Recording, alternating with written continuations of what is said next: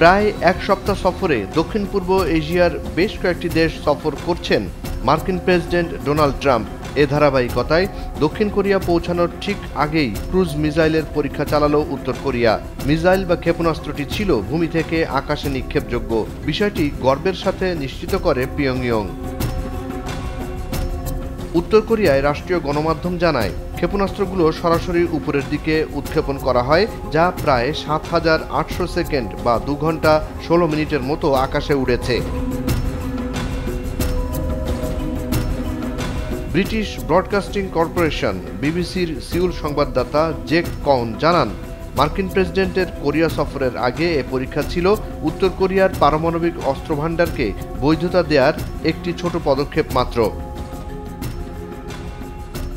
উত্তর কোরিয়া যখন ক্ষেপণাস্ত্র পরীক্ষা করল তার কিছু পরই দক্ষিণ কোরিয়ায় পৌঁছান মার্কিন প্রেসিডেন্ট ডোনাল্ড ট্রাম্প।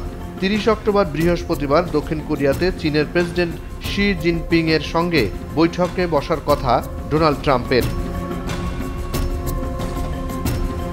চীনের প্রেসিডেন্টের সঙ্গে বৈঠকের একদিন আগে ২৯ অক্টোবর বুধবার দক্ষিণ কোরিয়ার প্রেসিডেন্ট লি জে মিয়ং এর সাথে বৈঠক করার কথা রয়েছে মার্কিন প্রেসিডেন্টের।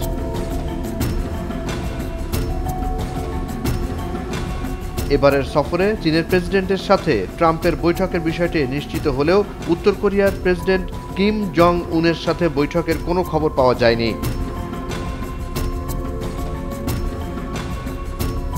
বিশ্বের দুই পরাশক্তি যুক্তরাষ্ট্র ও চীন। সারা বিশ্বের অর্থনীতি এবং নিত্য প্রয়োজনীয় বিভিন্ন পণ্য সামগ্রীর প্রধান উৎপাদক চীন।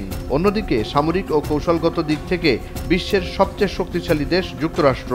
মার্কিন প্রেসিডেন্ট ডোনাল্ড ট্রাম্পের শুল্ক ইস্যুতে গেল কয়েক মাস ধরে বিশ্বের এ দুই পরাশক্তির মধ্যে চলছে টানাপোড়েন। এই টানাপোড়েনের মধ্যে দক্ষিণ কোরিয়ার মাটিতে দুই শক্তিশালী দেশের শীর্ষ নেতার বৈঠক এই অঞ্চলের ভূ রাজনীতি ও অর্থনীতিতে পাচ্ছে বেশ গুরুত্ব। তবে ডোনাল্ড ট্রাম্পের আশা, চীনের নেতা শি জিনপিং এর সাথে তার বৈঠকে অনেক সমস্যার সমাধান হবে। জুনায়েদ আলী সাকি, বৈশাখী সংবাদ।